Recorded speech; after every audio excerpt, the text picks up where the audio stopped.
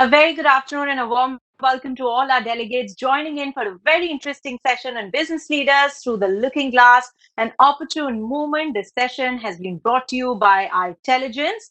Well, this year has been testing times for businesses across the globe. Organizations today are rebuilding and rebooting operation models to survive and earn profits in these very challenging times. Digital transformation is now becoming the only way forward.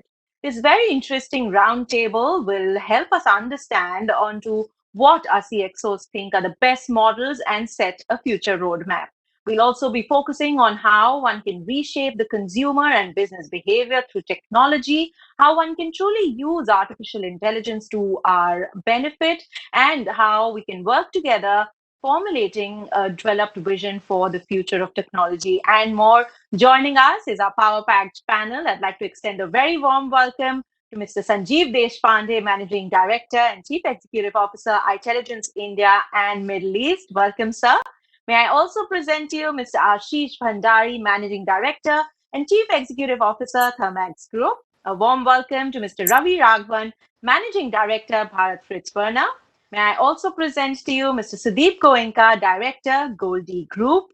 A warm welcome to Mr. Chirag Boonlia, Group Chief Technology Officer, Embassy India. I'd also like to present to you Mr. Ganesh Ramachnadran, Global Chief Information Officer, Alkem Laboratories. We also have with us Mr. Mukesh, Rathi, Chief Information Officer, Dr. Reddy's Laboratories. And taking these conversations forward will be our session chair, Mr. Anirban Ghoshal, Editor, The Economic Times. Looking forward to a very, very interactive roundtable right here with some fantastic ideas coming from all of you all.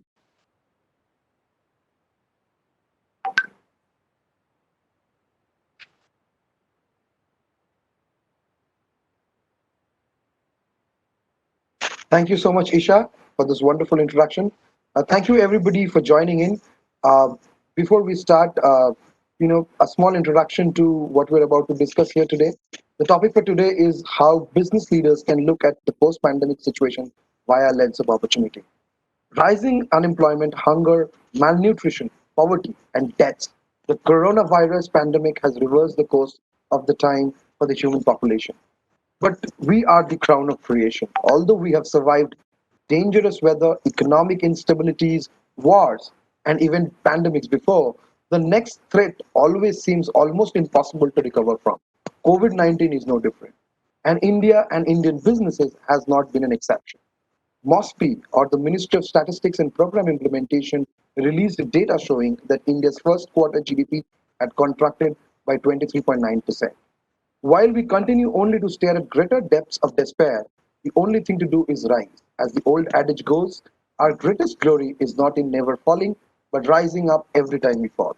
The year 2020 has been a year of trying and testing this business model. Rebuilding and rebooting operational models have been at the apex for any business leader in order to thrive these unprecedented times. Digital transformation is now becoming the epicenter of every solution to a problem. This roundtable will help us understand on what CXOs think are the best models and set a roadmap in unity with technology to bring out the best in the organization and reach maximum profit optimization. With that, let me pose the first question to Mr. Deshpande. Mr. Deshpande, since these are extraordinary times, the leadership is also adapting. From your experience, from your lens, how are you seeing leadership adapt to these changes of the new normal, especially in terms of integrating technology, since technology is being called as the greatest leveler instead of being the greatest enabler? Thank you, Anirban. Thanks for the opportunity. So there are two aspects. Before I talk about the technology, the leadership today needs to be a lot more humane in approach. It has to be a lot more inclusive. It has to be a lot more collaborative. Empathy is the key word. So today, given where the world has gone through this pandemic, still we are in the midst of it. So the human angle is extremely critical. So leadership has to touch every life of the employee and the customers and the partners and so on. Now, how do we exactly do that? Without the technology, not only the execution of the business is almost impossible, but even managing the business, reaching out to employees, engaging with the customers, everything probably would not have been possible if we were not adopting the right technologies. So all the technologies that allow us to work from anywhere and connect to wherever people are, I think is the key. And also giving the right insight, to help us make the right decisions, be it in terms of predictive analytics or the advanced analytics. So all those things are key. It's a combination of technologies coupled with the human approach is the defining moment now for the leadership. We also have Mr. Bhandari on the panel. Mr. Bhandari, as a leader yourself, how are you seeing your meetings change, your company adapt to the times of new normal? You're on mute, Mr. Bhandari. Yeah. Dear Anirban, thank you so much for having me on this call today. And a warm welcome to everybody else that's here as well. I am actually new to Thermax. I've been with Thermax for 6 months, and I joined in April when the pandemic was already in full flow. So for me, every day has been a learning opportunity. So there are two things that I focus on here. First is keeping one eye on the basics, which is making sure that the health of your employees, we're not doing anything silly from that causes COVID to spread in our plants or amongst our population and results in any sort of community spread. Making sure that our customers and our employees are taken care of from a well-being perspective, as much as while we are all distributed, we are not in offices, we are disconnected in many ways, but still making sure that we are together through this. So extra communication, making sure you're able to service your customers remotely, do a variety of different things. And third thing, focus on cash. Yeah, more important than revenue, more important than orders, making sure that cash flows continue, and you work with vendors and customers, giving more importance to cash than to the other two parameters. So that's kind of focusing on what's here and now and absolutely important. Beyond that, the ability to have one eye on the future, because the pandemic will go away, and then everything else that we were looking at will become even more relevant. And for Thermax, it's driven by climate change, making sure that our technologies are relevant, the fact that we can change our business model fast enough for the world that is coming, that becomes extremely important. And underpinning that capability and need is some of those things that you talked about, digital technologies, managing people, managing talent, all of those that are horizontals. Having capability in that will help you win and for the future as well. So thank you. Mr. Raghavan, would you weigh in on the same, please? Good afternoon, and thank you, Anirban. Yes, as everybody said, two parts to it, the human part and the business part. And this is the time when leaders have to show the empathy part of them, be with the people. It may be the employees, it may be the supply community, it may be the customer community, or society in general. So the true leaders in that sense, the true humane side of leaders came in front, and I think most of them did pretty well. I think this time it showed how in unusual circumstances, a lot of us are much better humane people than normal that we think about ourselves as well. So that's one part of it. The second, obviously, is the business part. Cash was the key. Everybody had an eye on cash. But I think it went a step ahead. I mean, we are into a B2B business, but this time it moved that you moved a step ahead of the immediate customer as well. So, like somebody put it, it became a B2B2C sort of, right? Because connecting to people was much easier, was much faster. People were transmitting more information across each other. So that was one important thing. All in all, I think all of us were doing something or the other on digitization, automation, etc. It's not that we were not doing. But this pandemic kicked us a little bit harder, and probably we leaped a year ahead. So all of us from 2020 probably jumped into 2022, my guess, in whatever the solutions, whatever things we were planning to do, probably we all jumped a year ahead. And it may not be that everything will become digital, automated once this goes away. In April, yes, from everything physical, it moved to everything digital because we were all locked in. But a true balance will come in the next few months, and it will be a hybrid solution using physical or cyber, whichever is the most efficient way of serving the customer and the company. Point taken, sir. Since we have a lot many CIOs and CTOs on the panel today, just wanted to highlight that the roles of CTOs are changing. In terms of board conversations happening today, and then they're taking up. I mean, they're called on for any decision that's been taken over by a company in terms of the new normal. So, starting with Mr. Rathi, how are you seeing your role change at a company which is probably at the epicenter of the pandemic because of the industry it belongs to? Sure. Thank you. First of all, thank you to the organizers, and very happy to be part of this panel along with the esteemed co-panelist here.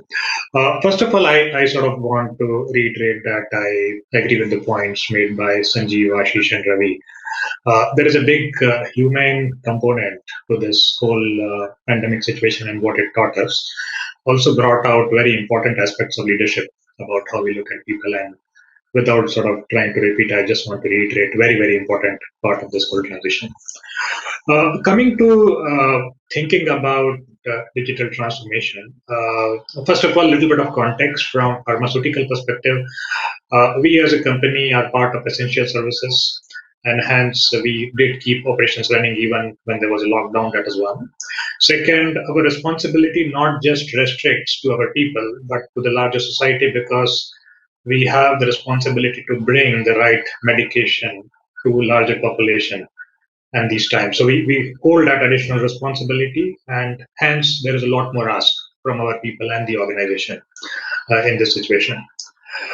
Having said that, we as an organization were always on a very, very active digital transformation journey even before the pandemic began. And that heavily came to our rescue when the lockdown began, because, as I said, because we are part of essential services and we wanted to continue to run our plants from day one. And the model we followed at that time is, other than everything which we need to touch, either an equipment or movement of material, everything else we should be able to do remotely. And a lot of our investment in digitization helped us do that, and we were able to produce medicines and continue to supply medicines to our patients even during this time. So that is one very, very important part. In terms of the shift which it has brought, whether in terms of the agenda for digital or the role, I think there are three things which when I think about it in terms of shift. Number one, when we, and this I think you will hear from any other, digital or technology leader. When this whole thing on digital transformation began, in the early days, it was more about technology. As things moved, it became more about use cases. But as we go closer and look at it for organizations who are ready to invest, who see value in it, eventually when it comes to create impact, the biggest thing which comes in the way is mindsets. Mindsets of leaders to believe that here is a change which we need to bring, and taking it down all the way from top to bottom in the organization. I think while this pandemic has brought in a lot of other problems for us, there is one silver line which this pandemic brought, is it actually helped us shift mindsets. Because when the alternatives were taken away and people realized that this is the only way to operate, a lot of those mindset shifts from leaders all the way down to the cadre happened across organizations. I think that is a very, very big boost when people think about digital transformation. So that is number one. Number two, I think the whole paradigm of collaboration shifted.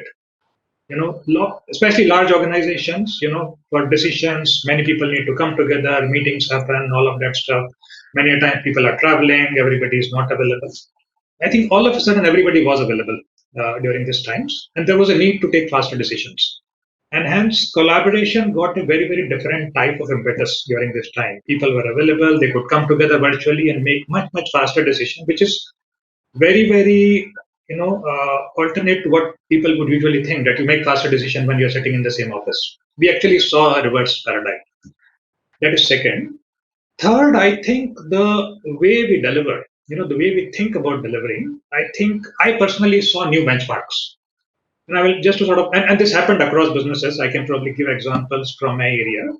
We were actually working on a security solution so that we are able to provide more secure access to our employees when they are working remotely.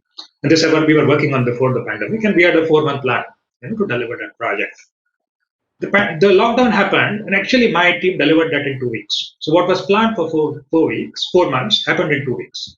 So a new benchmark for speed and productivity got defined, and this happened across other places. And I could see that in other units and other parts of the organization. So that is another big impact as we saw. I think the key now lies in sort of learning from all of this, and how do we make it part of our muscle on an ongoing basis, pandemic or no pandemic? How do we inculcate these learnings into the muscle of the organization and live that new normal? Is the key from here on. Points taken. I think the pandemic has accelerated timelines for all companies across industries. Coming to Mr. Ramachandran, how did you see your role changing during such uncertain times? So good afternoon, everyone, and thank you, Anirban and Team ET, for having me here. It's always a little more difficult when you have such eminent speakers ahead of you mention a lot of points and all of them.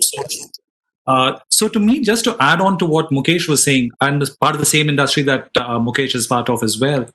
And in pharma, I think the biggest one that we saw, pharma in many cases, while it is fairly ahead in things like manufacturing, quality, R&D processes, many of the front office processes, I think, were ones where there was opportunity to kind of do better. And I don't think it's just true for pharma alone. I'd argue it's true for most industries. What really has happened to it, from my viewpoint, is I think we are seeing a lot more collaborative problem solving that's coming in. For two reasons. One, you have a moving target. Things are shifting constantly. Today you have a place which is under lockdown, tomorrow it is not. So today I could have a field person going across and meeting a doctor, tomorrow the person's unable to. So how do we enable that? Similarly, if I talk of procurement processes, earlier we were looking at total cost of ownership, lowest landed cost was what broadly we looked at. Now we started saying, hey, is this in a place which is a containment zone or otherwise? So what we started looking at was a lot more collaborative problem solving. And I really believe that the boundaries between functional and technology have just completely blurred. You cannot afford to have, and I think it was there before as well, this has just accelerated it further, to Ravi's point as well, where he mentioned that many of the ones that we have taken, we just have gone a lot faster on it. Just to kind of sum up, Anirban, if I were to just leave my opening thoughts, I believe that the principles of leadership have just got accentuated in the current times. We heard about empathy. Completely agree. I just believe that it was definitely there before too, but it's just got accentuated a lot more now. Things on the front office, we are seeing what we are looking at now. If I take Alkem's own example, we started moving away from saying, what do we want to do, to saying our customers, that's the doctors, are really struggling in the current times. They're unable to practice because patients aren't willing to come to the clinic, doctors aren't willing to see patients. And we came up with a solution for doctors which could help them manage their practice better. So we came up with a doctor and patient engagement platform, which just helps doctors do their practice better. So things like these, I think, is what is evolving. We are working a lot more closely, not just internally, but also with our stakeholders, be they suppliers on one end to the customers on the other end, and all the other parts of the value chain in between. And I think that is probably the biggest change that I have seen coming through in the pandemic, with people just coming together a lot more and trying to problem solve in a much more agile manner, like both Mukesh, Ashish, and Sanjeev mentioned. Thank you so much, Mr. Ramachandran. Now moving on, from sort of pharma to a sector that's probably the worst affected, during these times. And I see already Mr. Boonlia smiling because he understands I'm coming to him next. Mr. Boonlia, obviously it's been a lot of change for the real estate industry. How are you tackling this change as a senior leader yourself inside the company?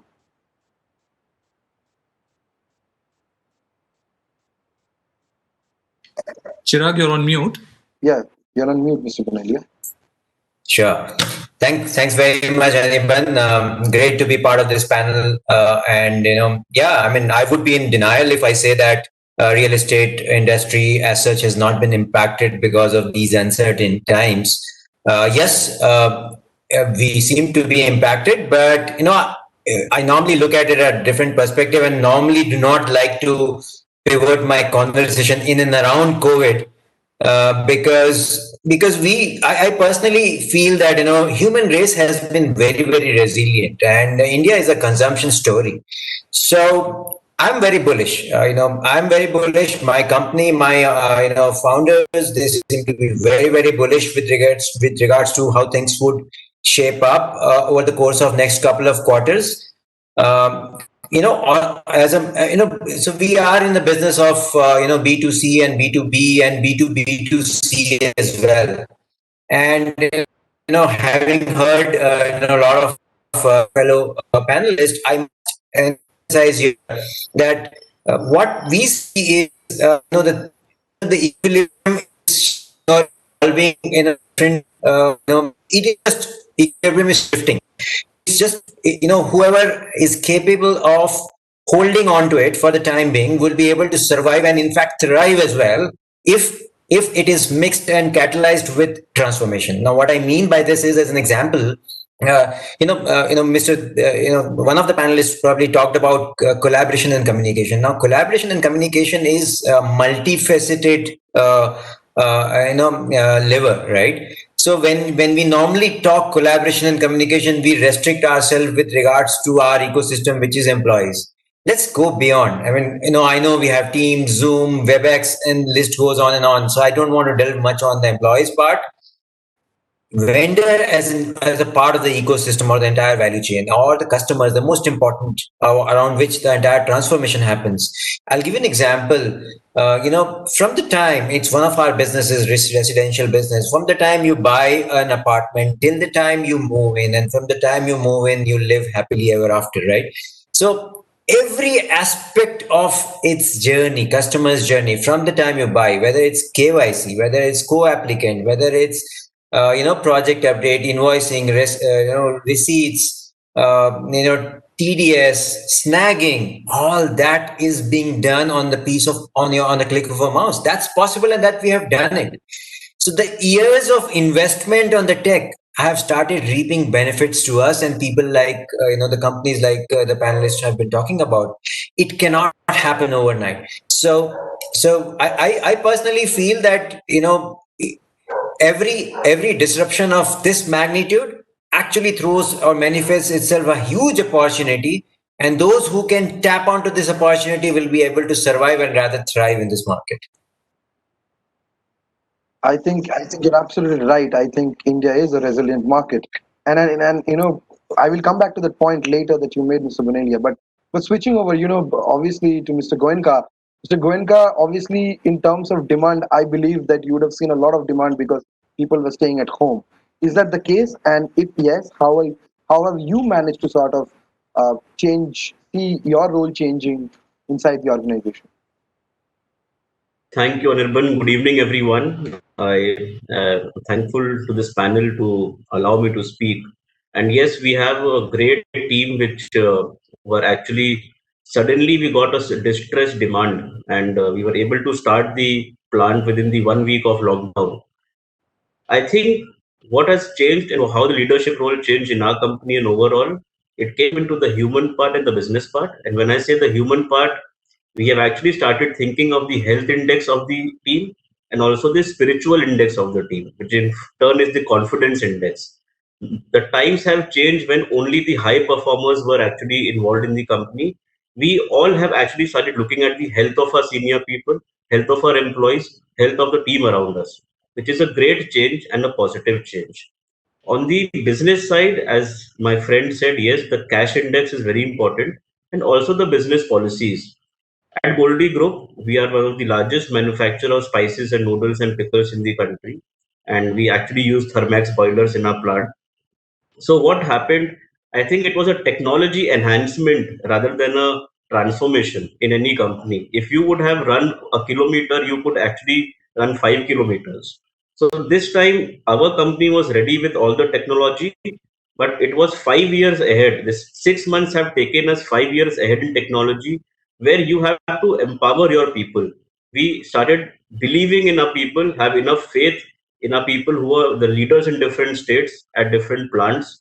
Otherwise, In the earlier times, you would actually believe only what you see from your eyes. This was a time of empowerment, faith, and also the second line. When the front line was not available, the second line people got the opportunity to stand up and deliver for a bigger cause.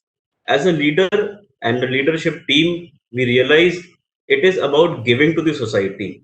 We were in close touch with our 1500 distributors, with the administration across the country, and we had to deliver haldi, mircha, dhania for the betterment and people and as a corporate social responsibility. Also, Nirban, the demand was there. There was a peak, but the Horeca segment actually had a great hit. And before this, the companies were focusing on the Horeca segment more rather than on the retail segment. They were focusing on the modern trade more than on the general trade. So I see this 5 months is a big correction in humanity, and we all have gone to the original roots of our ancestors, where we came from. People have started cooking at home more. I'm sure all these panelists here have tried some hand or the other in the kitchen in these 5 months, once for a while. So, as a business, we had to deliver the right product and recipe, which is easy to cook. And something goes wrong, we had to give solutions on a technology front with the right recipe for people who are cooking for the first time. It is like people who are going to watch a movie or using a mobile for the first time. So we have a great technology intervention in our company, and we are just living the change. And I think this change is good also in many ways, provided it doesn't come back. I pray to God, but this will take the health index very far, which will take the humanity and ethical companies, ethical products higher in consumption, and people will be more watchful for what they eat and how they live. Thank you. Thank you so much for those insights and a wonderful laugh moment. I think in this mood of despondency, we needed some. But moving on, as we heard in the last discussion, that companies are defined by how they handle crises, and switching gears to look at opportunities, because most big CEOs have said that everybody should look at the pandemic as a land of opportunity. Uh, so starting with Mrs. Deshpande, how are you seeing? I mean, we're seeing all companies invest into technology, but how has been that journey from a digital transformation point of view, and how soon are we going to actually see these companies reap rewards? Right. Thanks for the question, Anirban. We, being in the IT industry, are serving different industries. Our customers span across 9 or 10 different industries within our country. So, if I just take an example of the automotive industry, so the companies that were heavily relying on dealer network now started to reach to the customer directly. So, it's direct to the customer. So, that is one of their channels of sales now. Similarly, if we look at a lot of retailers, e-commerce has become the primary channel of the people who probably would not have thought about commerce cloud now are thinking about commerce cloud. Lot of manual processes, not only for the hygienic reasons but also for the efficiency reasons now are being changed over to more either automation or more efficient, and also a lot of intelligence is being built into the processes. So your shop floor is changing, the sales outlets, the sales channels are rapidly changing. Now, given the problems that we had during the pandemic, where the companies faced double whammy, you had a supply chain disruption, then you also had a very volatile demand situation. So, in order to meet the very volatile demand situation, fluctuating demand situation, and then trying to match with a lot of constraints that you had on the supply side, companies started to invest in proper demand management planning type of activities. So overall, I think from the IT services perspective, now we see a tremendous opportunity in making sure that the companies have robust, ERP systems to run their operations. There are excellent systems of engagement, where people could, for example, be it for the HR or Salesforce or their procurement teams or for the field operations, and wherever they are, they have the systems that can give them the information from wherever they are on whichever device that they ask for. And then in terms of consumers, the experience that the customers or the companies are now trying to deliver to the consumer is probably the only differentiator. So, if you look at their mobile development or mobile applications or the websites, the ease of use, the pricing, the simplicity of their product and the offerings, and the knowledge that they're going to impart to the customers, Now, the second aspect of it is I just mentioned the field service, but once you deliver the product, now whatever that the product will give the experience, but the post sales, the post customer service. So companies have started to invest in the excellence across all of the different business functions. Now, one single company cannot do it all. I think if you see, that's why you see a lot more partnerships evolve. Very complex supply chains are evolving. So it means from the IT services perspective, we are working with very large end-to-end customers who can do everything on their own. Also working with the companies that use multiple partners. So our ability to bring all of those solutions together onto a platform is also giving us a tremendous opportunity. So overall, from the IT services perspective, Anirban, even though we have seen the consulting market kind of take a nosedive in the last quarter, but we started to see that come back up. The managed cloud offerings, I think, are very stable. Managed services offerings are going up. And next 2 quarters, we see even consulting catching up. But beyond that, we are just seeing a lot of opportunities on the IT services perspective. So overall, and this is not a common story for every industry. Luckily, this happens to be in this industry we serve. There are certain industries which are probably much worse hit, and probably they could take much longer time to recover.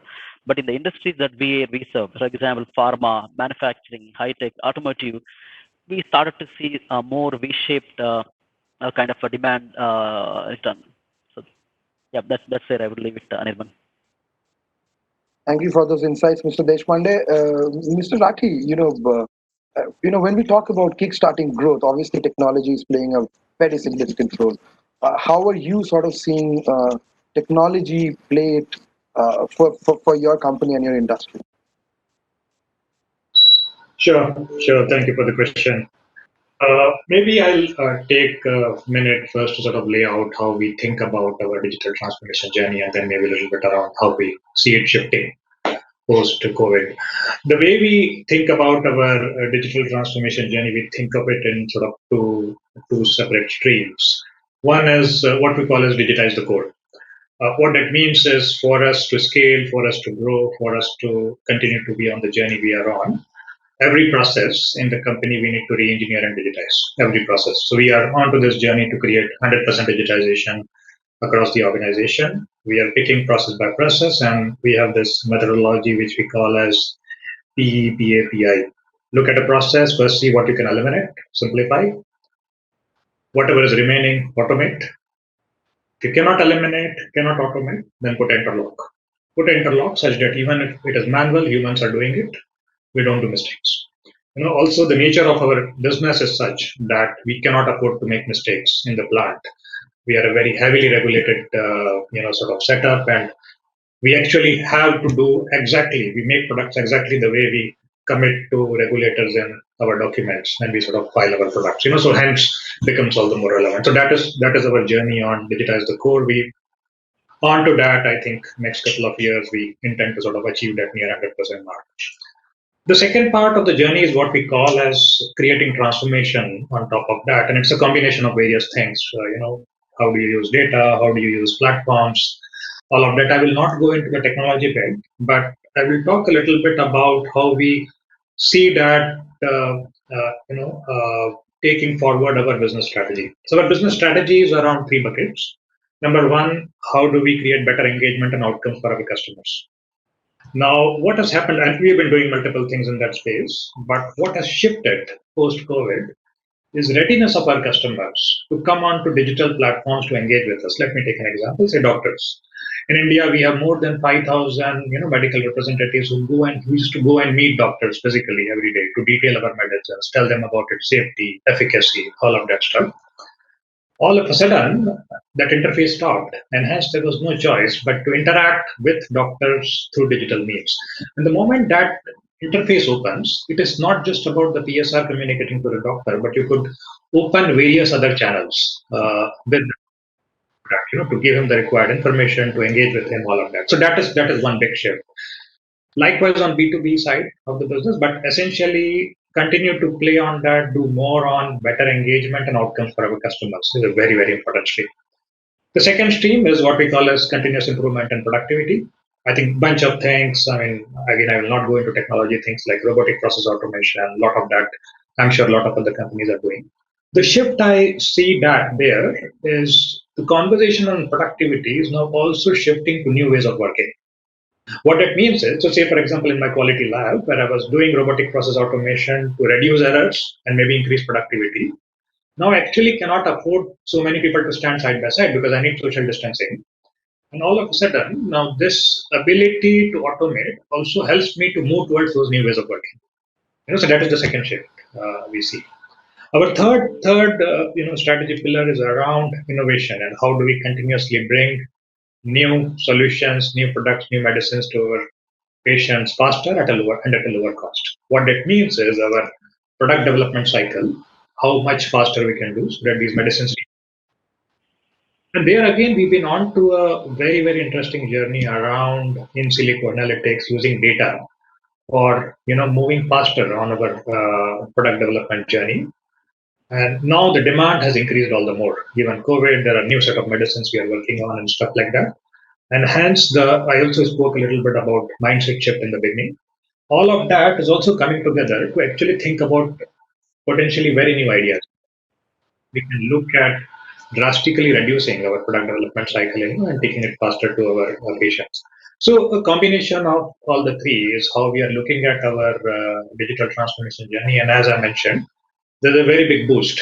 The whole COVID effect has caused because of mindset, because of collaboration, because of speed. So that's the summary of our journey. Thank you so much for making these points, Mr. Rathi. Quickly, Mr. Ramachandran and Mr. Boonlia, starting with Mr. Ramachandran, how are you seeing technology play a role in sort of shifting towards growth or accelerating growth? And after this, I'll come to Mr. Bhandari and Mr. Raghavan. So again, going back to what I'd started out, Anirban, I really believe that the biggest shift in many organizations on the technology front is on the front office processes, because there are many cases now where the needs of consumers have changed. The needs of the entire value chain as well has changed, because that's just the way things have kind of been going through. And it is constantly evolving as well. So where I believe the technology part has really kind of played big time in it is starting to look at an agile, scalable, flexible way of problem solving for these different needs that are kind of coming up. I gave you an example of how we are trying to help doctors engage with their patients and help in increasing their quality of care that they provide to patients. But we see this right across the chain, whether we are talking of stockists. Stockists, if they are running out of stock, and given that we are running a fairly essential service here, we do track the secondaries and we are able to kind of start predicting what is the kind of demand and say that it looks like there is a spurt over here. Is there something we can help you, and try and bring that back into the forecast, where in the traditional model earlier, you just had the sales team giving you a forecast and you went through with that. So now I think there are a lot more data points that you're seeing. And I think in every organization, there is a plethora of data that is there. What we really are looking to do now is trying to put that in, make some insights, and try to derive business value out of that. And I think the big shift to my mind, which we're really talking of when we are looking at technology, is for each of the technology elements that you're looking to put in, there are two key things that we are looking at now. Speed of how quickly you can kind of get that to come to life. And second, what is the value that I can derive, and hence, why should I be doing this? It wasn't that this wasn't there earlier, but I think in earlier times we were okay with it because you did have manual processes which kind of work through. But in the current scenario, when you don't have it, and it's an essential need that you need to be able to get across to meeting some of those changed requirements, I think you're left with a scenario where you really need to drive strong value delivery, have an agile, flexible way of working, and all of it within the right kind of technology norms that you put in, whether it's scalable, secure, have people kind of finding it easy to use, and so on and so forth. So I think that's where the whole thing really comes together to my mind. Mr. Boonlia, just before you start answering the question, now how are you seeing this from an investment and a return of investment point of view? Sure. So, digital transformation as a lever for growth, it has been there, right? We used to call it digital disruption, right? We want to carve out a niche which probably doesn't exist in our existing way of doing things.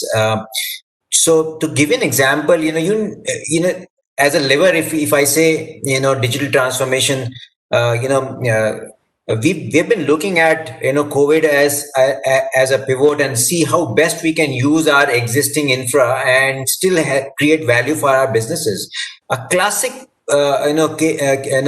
example in this case would be what we are trying to do with WeWork. So WeWork, as we know, right? I mean, it's a co-working business which is predominantly on, it thrives on sharing economy. The way Olas and Ubers changed the world, the Airbnbs and co-working environment like WeWork had changed the office space. Now, because of the COVID, obviously the demand has come down a bit. But as I was trying to tell you in the beginning of the conversation, that yes, we are bullish.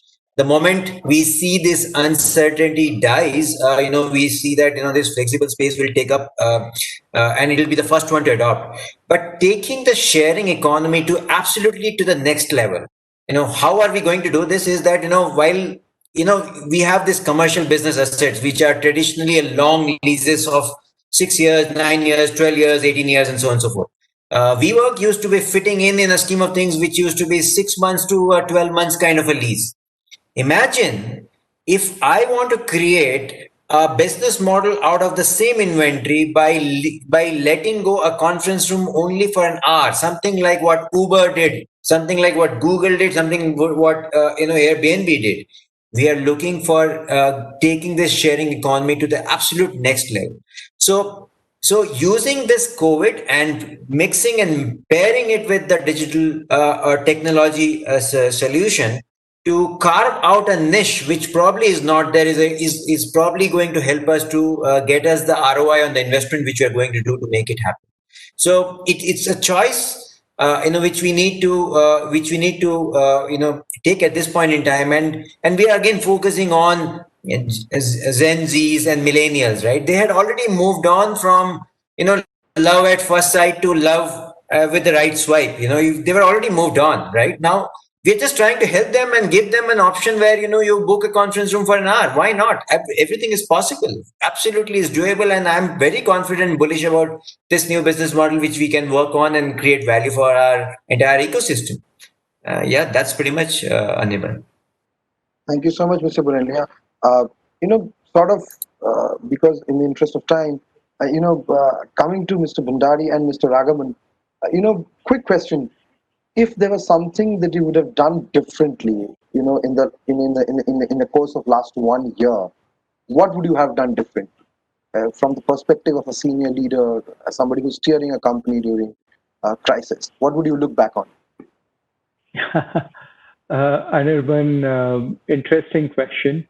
And if I look back and I honestly answer what I would have done differently, I would have taken a very long vacation last year. Yeah, in some place very nice and exotic, and because I don't know when vacations will come back again, when travel will come back again. So it's all hands go, go, go for God knows how long. If one thing I would have done last year, that's what I would have done. Everything else is stuff that you really can't prepare. You can't go out and say, I wish I was more digital, or I wish I would have invested in those technologies.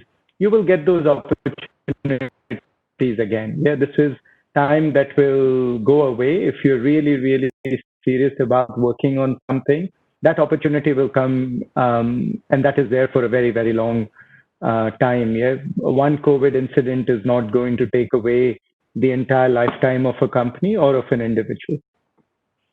Mr. Raghavan, would you also be sitting at the airport looking to board a plane? Oh, absolutely, yeah. And to, as Ashish said, to a location where you would be enjoying the isolation part of it. Okay, but no regrets. I think we would have done the same thing, probably done it a little bit faster, but no regrets on anything that we did. We were actually in a journey of what we call as democratizing our organization. We developed our own solutions of IoT. We were implementing in the shop floor, and that's where with Sanjeev's team we started implementing the upgraded version of SAP, so that we wanted to combine and shop floor to the top floor. Yeah, typical IoT, IT OT combination.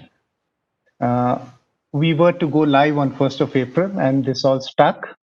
But actually, it gave us that 3 months of April, May, June to rework certain things and come back with a bang. And we went live after we opened up on 1st July, and a good experience now. So this has broken certain things, like other members said, the silos in our organization. So across the organization, we're sharing the same amount of information and intelligence. We're not talking about data.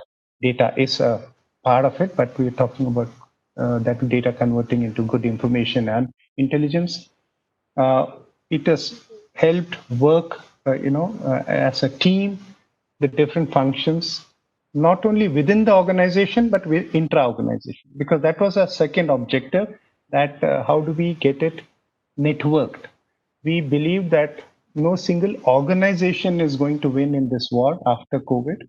It's only going to be the ecosystem, or it's going to be a set of supply chain. The company which has the strongest supply chain is going to win, not the company that is as alone strong. I'm supplying just in time material. I'm not going to. Many of the people who were on just in time, but without a resilient supply chain across, failed during this, right? So it was not only about efficiency, but it was about being reliable, consistent, and that would have come when all the basic processes were in place. So that's what we tried to do, and we were successful in fairly good amount of this IoT, OT, IT collaboration. Now,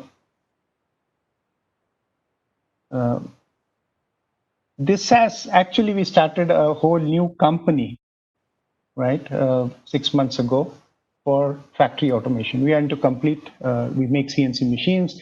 Data is never a dearth for us. We get millions of data every second. So we wanted to automate the whole factory. We built our own AGVs, robo integrations, AI in the shop floors, everything that you talk about. And this gave us good amount of time for this new organization to scale up. And we are now flooded with a lot of inquiries, people talking about new solutions.